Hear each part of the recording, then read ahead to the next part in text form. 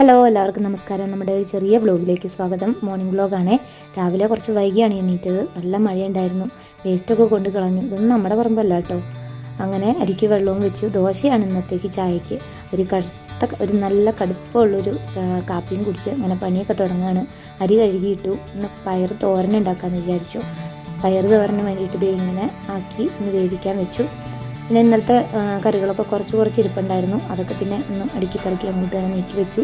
ആ സമയമായപ്പോഴത്തേൻ്റെ അപ്പോൾ കുട്ടൻ എണീറ്റ് വന്നു. കുട്ടൻ എണീറ്റ് കഴിഞ്ഞാൽ കുറച്ച് നേരം അവളുടെ കൂടെ ഇരിക്കണം.